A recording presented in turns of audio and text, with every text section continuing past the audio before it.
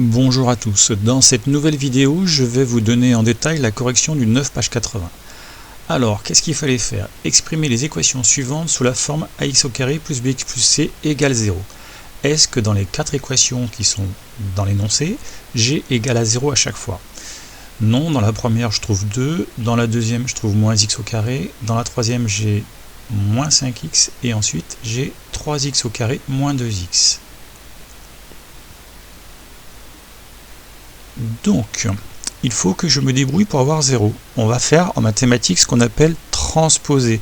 C'est-à-dire que tout ce qui est à droite passe à gauche. On appelle ça changer de membre.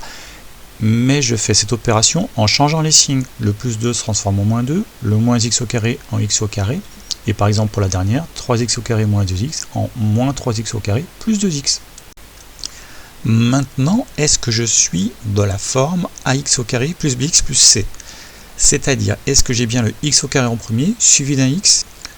Pour la première équation, pas de problème. Par contre, pour la deuxième, le x au carré, je le mets simplement en premier, c'est-à-dire que je le déplace sans changer de signe évidemment, car je n'ai pas changé de côté.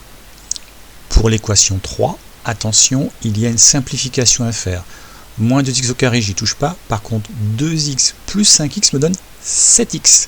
Le moins 5 est à changer. Pour la quatrième équation, je regarde combien j'ai de x au carré. 5 moins 3, il m'en reste donc 2. Le plus 2x ne change pas et le plus 1 non plus. Voilà, j'ai maintenant mes 4 équations placées sous la forme ax au carré plus bx plus c égale 0. La première partie de l'exercice est maintenant terminée. Il faut passer à la deuxième, c'est-à-dire résoudre ces équations. Il faut maintenant trouver la valeur des coefficients. J'ai combien de x au carré dans chaque équation? C'est simple, je regarde les coefficients tout simplement devant le x au carré. À la 1, j'ai donc 3x au carré, donc a vaut 3. À la 2, j'ai un seul x au carré, donc a égale 1. À la 3, j'ai moins 2x au carré, donc a vaut moins 2. Et la quatrième, a égale 2. On va passer maintenant à la valeur du coefficient b. Combien est-ce que j'ai de x dans chaque équation? Dans la première, moins 5x. Donc b vaudra moins 5. Dans la deuxième, plus 4x, donc b vaut 4. À la troisième, plus 7x, donc b vaut 7. Et à la dernière, 2x, b vaut 2. Pour le dernier coefficient, c'est le coefficient qui ne contient pas de x. Donc que reste-t-il? C égale moins 2 dans la première équation.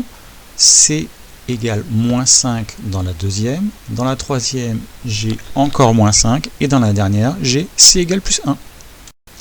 Ces coefficients maintenant établis vont me permettre de calculer delta, le discriminant.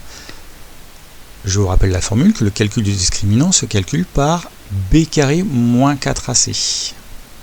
Vous prenez votre calculatrice, écrivez bien la valeur de b entre parenthèses, de a et de c, et vous exécutez tout simplement le calcul.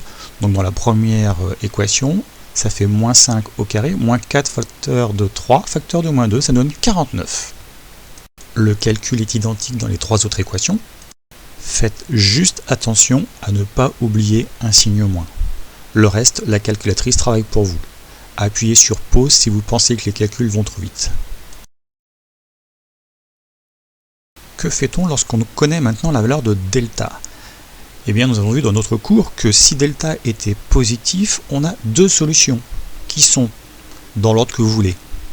x1 égale moins b moins racine de delta sur 2a et, comme deuxième valeur, moins b plus racine de delta sur 2a. Pour la première équation, nous avons delta égale 49, donc on va avoir deux solutions possibles. On remplace b par moins 5, delta par 49 et a par 3. On fait le calcul du numérateur puis du dénominateur, ce qui nous donne dans la première solution moins 2 divisé par 6 égale moins 1 tiers ou moins 0,33. Et dans la seconde, on trouve 12 divisé par 6, ce qui nous donne 2. Ce que l'on a appliqué pour delta égale 49, pour la deuxième équation, comme on a encore un delta positif, puisqu'il est égal à 36, on applique exactement les mêmes calculs et on trouve moins 5 et 3. N'hésitez pas à appuyer sur le bouton pause pour vérifier les calculs car il est très important que vous sachiez les faire.